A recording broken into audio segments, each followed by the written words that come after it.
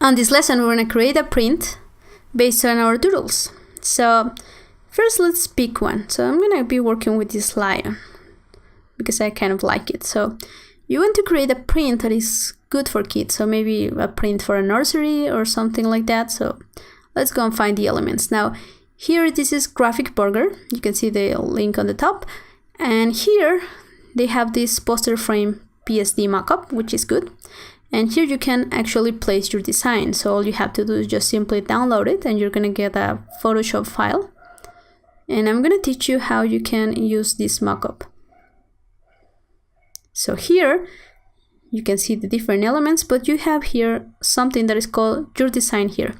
If you double click into that smart object, you're gonna go in here with a little bit of warnings because of the font. And here you can just put your design. So let's go and bring our lion. So Control C. And then let's go into Photoshop and Control B. Now we can place it just there for now.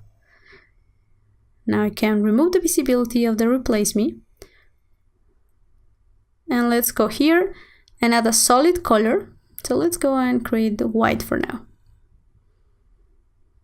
Now I can bring this to the top and see the safe area. Let's bring down the scale of the lion. And now we want a font that looks good. So if you go to Font Squirrel, all fonts or almost all are for free. So let's find this Matlit. Let's just download it and install it. And once you do that, just press T to go to your type tool. And here we're gonna type L.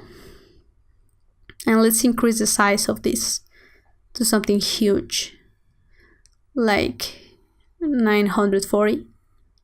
So it's gonna have this L. And now again, let's go to my type tool. But first, let's align these objects a little bit. So the L is going to be right next to the lion. Now let's undo this because I'm actually typing on the L. So here on the bottom, let's decrease the size and go to something like 72. And here I'm gonna try to type is 4. So just small. And again with my type tool, let's type Lojal.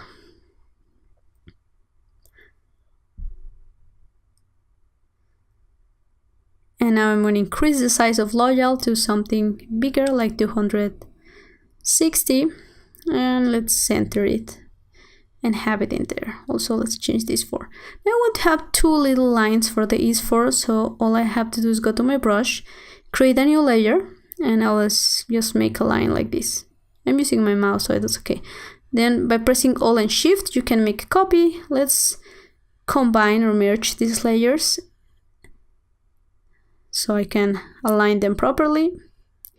And now let's move everything into place. So just having the is for right there. And I can select everything and move it a little bit to the top. So I place it in the right position. I can drop it into a folder to make it a group.